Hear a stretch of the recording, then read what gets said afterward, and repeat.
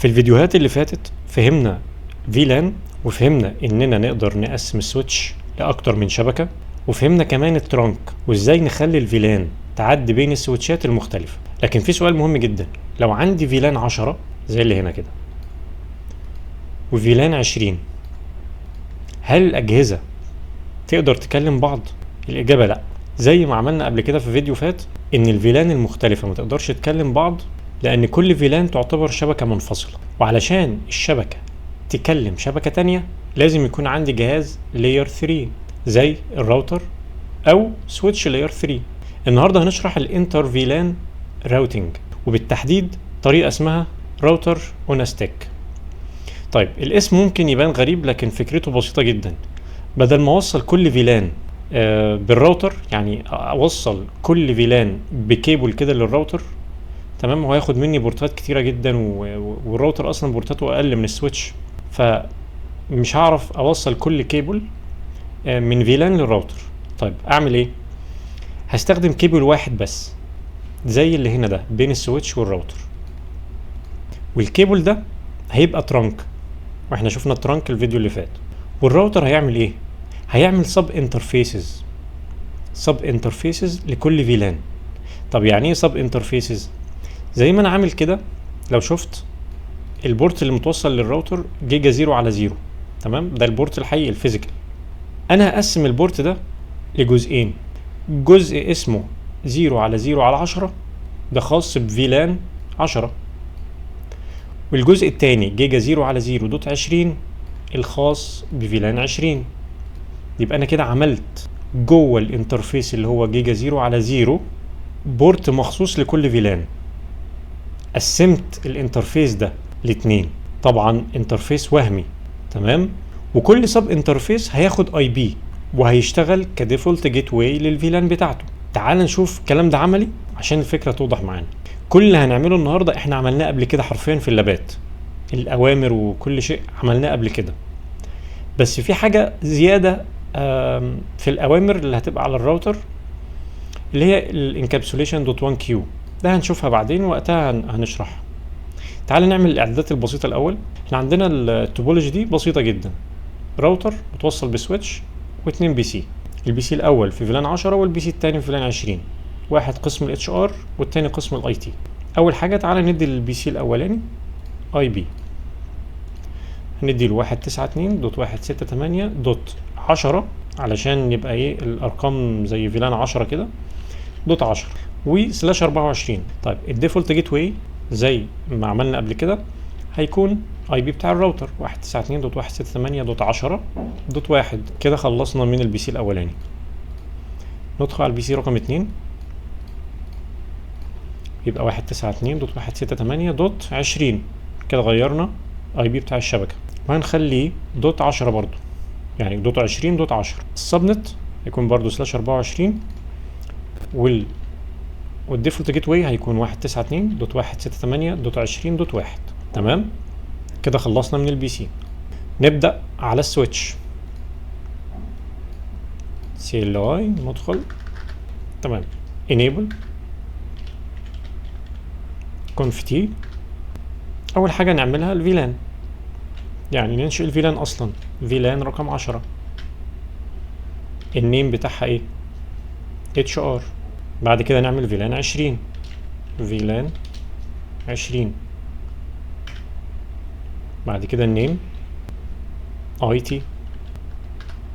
طيب طبعا هنا زي ما انت شايف انا ما دوستش اكزit، ما خرجتش بره، انا بمجرد ما كتبت الفيلان فيلان 20 وداني على طول على فيلان رقم 20. تمام، يعني ما دوستش اكزit اللي هو خرجت بره وكتبت له فيلان من بره، لا عادي، هو قبل مني الامر هنا عادي جدا. تمام، كده انا انشأت الفيلان على السويتش. دلوقتي لازم اربط كل بي سي بالفيلان المناسبة بتاعته زي ما عملنا قبل كده. اعمل ايه؟ البي سي الاولاني متوصل ب فاست 0 على 1، ادخل على الانترفيس ده، انترفيس فاست 0 على 1، اكتب سويتش بورت مود اكسس. ده معناه ان البورت ده اكسس بورت لجهاز واحد بس او الجهاز عادي، وبعد كده اقول له انت في فيلان 10. اعمل ازاي؟ سويتش بورت اكسس فيلان رقمها 10 كده، ان البورت ده تابع لفيلان 10. طيب البي سي رقم 2 انترفيس كام؟ انترفيس فاست 0 على 2. اكتب انترفيس فاست 0 على 2 سويتش بورت مود اكسس. طيب سويتش بورت اكسس فيلان رقم 20. طيب كده البي سي الاولاني في فيلان 10 والبي سي الثاني في فيلان 20. لو انا جيت عملت بينج، هل البينج هيشتغل ولا لا؟ تعال نجرب. يعني بينج 192.168.20.10. عملت البينج من البي سي الاولاني للبي سي الثاني 20.10. البينج مش شغال، ده من غير الديفولت جيت واي، لسه مفعلتش الراوتر، البينج مش شغال دلوقتي. طيب تعال نفعل الراوتر ونشوف البينج هيشتغل ولا لا. طيب قبل ما نفعل الراوتر، السويتش، البورت ما بين السويتش والراوتر لازم يكون ترانك علشان يعدي ايه؟ علشان يعدي كل الفيلانات. تعال نشوف البورت اللي رايح للراوتر، هو جيجا 0 على 1 من السويتش للراوتر، جيجا 0 على 1. تعال ندخل عليه انترفيس جيجا 0 على 1. طيب انا عايز احوله لترانك، يبقى سويتش بورت مود ترانك. كده السويتش جاهز. ندخل على الراوتر، طبعا نو في الاول enable conf t. على الراوتر عندي البورت الحقيقي المتوصل بالسويتش هو جيجا 0 على 0 زي ما هو متوضح هنا كده. اول حاجه لازم ادخل اشغل البورت الحقيقي ده، يبقى انترفيس جيجا 0 على 0 واكتب نو شت داون. تمام، كان احمر من شويه، دلوقتي في اخضر اهو، وهيبقى اخضر هنا كمان ان شاء الله. طيب الاتنين دلوقتي اب واب. خلي بالك البورت الحقيقي مش هنديله اي بي مباشر، لاننا هنحط الاي بيهات على سب انترفيسز. تمام. هعمل امر ايه اللي هو انترفيس جيجا 0 على 0 دوت 10. شوف هنا كتب لي خلاص ان في سب انترفيس جيجا 0 على 0 دوت 10 وبقى اب. طيب حتى هو كتب لي هنا سب اي اف يعني سب انترفيس، هنا كان في انترفيس، هنا سب انترفيس. حلو. الرقم 10 هنا مش اجباري لكنه بيست براكتس، يعني علشان يبقى نفس رقم الفيلان بس. بعد كده لازم اقول للراوتر ان السب انترفيس دي تخص فيلان 10، وده اللي هنزوده بقى هنا فين؟ في الانكابسوليشن. يبقى الانكابسوليشن دوت 1 كيو اللي هو ده انكابسوليشن دوت 1 كيو، واقول له انت فيلان 10 او رقمها 10 انتر. الامر ده معناه ان الراوتر هيستقبل الفريمز بقى اللي عليها تاج رقم 10، ختم كده مكتوب رقم 10، يعني تخص فيلان رقم 10. ده معنى الامر ده encapsulation.1q 10، يعني هيستقبل الحاجات اللي جايه بختم فيلان 10. حلو. اي بي ادرس عادي جدا. اي بي ادرس بتاع ايه بقى؟ اللي هو هيبقى الديفولت جيت واي. ايه هو الديفولت جيت واي؟ 192.168.10.1. وننساش السب 255.0. كده فيلان 10 بقى ليها جيت واي على الراوتر. كده فاضل السب انترفيس التاني لفيلان 20. اعمل ايه؟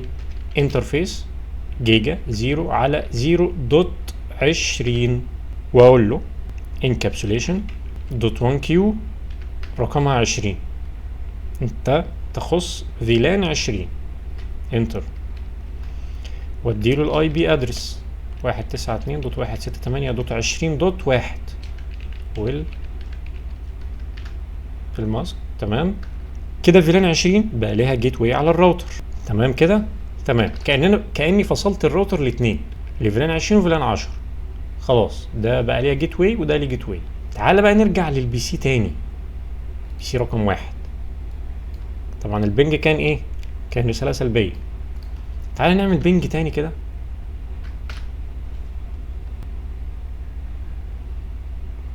البنج اشتغل معايا، اداني ريبلاي. تمام، تعالى نعمل بنج تاني. تمام، تاني ريبلاي. طب خلينا نفهم بقى ايه اللي حصل بالظبط. البي سي الاولاني راح يبعت رسالة للبي سي التاني، الشبكة مش موجودة عنده، هيروح فين؟ هيروح على الديفولت جيت واي بتاعه اللي هو الراوتر، فبعت الترافيك لمين؟ للاي بي اللي هو 192.168.10.1 الديفولت جيت واي بتاعه. الترافيك طلع من السويتش على لينك الترانك للراوتر، وكان عليه تاج بتاع فيلان 10. الراوتر يستقبل الترافيك على جيجا 0 على 0.10 دي، وبعد كده عمل راوتنج وبعته الناحية التانية اللي هو الجنب التاني لفيلان 20 من خلال جيجا 0 على 0.20. الترافيك رجع للسويتش وعليه تاج من فيلان 20، وبعد كده السويتش وصله للبي سي رقم 2. بي سي 2 رد بنفس الطريقة. كده عندك الفيلانز المختلفة بتكلم بعض باستخدام راوتر واحد. طيب خلينا نعمل ترابل شوت سريع. لو البنج فشل ايه اللي ممكن اقدر اراجعه؟ يعني ايه الخطوات اللي ممكن امشي عليها؟ اول حاجة اشوف اصلا فيلان 10 وفيلان 20 على السويتش ولا لا. يعني هل هم موجودين على السويتش؟ لو موجودين بقى تمام، لو مش موجودين لازم اضيفهم، لان انا عندي فيلان 10 وفيلان 20 والديفولت جيت واي بتاعهم فيلان 10 وفيلان 20. طب لو مش موجودين اصلا مش عارف اتكلم. طيب اعرف منين ان الفيلان موجوده؟ بدخل على السويتش وبعمل امر شو فيلان بريف، او شو فيلان على طول بيجيب لي الفيلانات اللي موجوده على السويتش. عندي فيلان رقم 10 وفيلان رقم 20. الفيلان رقم 10 موجودة على الانترفيس F0 على 1، وال20 موجودة على فاست 0 على 2. كده الفيلان موجودة. حلو. تاني حاجة، هل البورتات الأجهزة اكسس ومتوزعة صح ولا لأ؟ يعني متوزعة على الفيلان صح ولا لأ؟ طيب أقدر أعمل كده إزاي؟ برضه من شو فيلان HR على فاست 0 على 1 والاي تي فاست 0 على 2. طيب كده تمام فيلانات والبورتات. تالت حاجة، هل البورت ما بين السويتش والراوتر ترانك ولا لا؟ طب اعرف ازاي؟ بأمر شو برضو، شو انترفيس ترانك. البورتات الترانك على السويتش هيجي يقول لك جيجا 0 على 1. جيجا 0 على 1 هو بورت ترانك 802.1 كيو ترانك شغال. جيجا 0 على 1 شغال ترانك عادي جدا. رابع حاجة، هل على الراوتر عملت انكابسوليشن.1 كيو؟ واهم حاجه يكون صح لكل فيلان ولا لا، والاي بي بتاع الديفولت جيت واي صح ولا لا. تقدر تتاكد بالامر على الراوتر. ندخل على الراوتر enable وامر show اي بي انترفيس بريف. هيجيب لنا عندي جيجا 0 على 0.10 ده الاي بي بتاعه 10.1 صح كده؟ ايوه صح. جيجا 0 على 0.20 اي بي صح، مفيش اي مشكله خالص. وعندي الايه الحاله بتاعت البورتين اب تمام. وكمان في الاول لما في البي سي الاولاني لما جاب لنا اول مره ريكوست صح، وبعد كده ريبلاي عادي.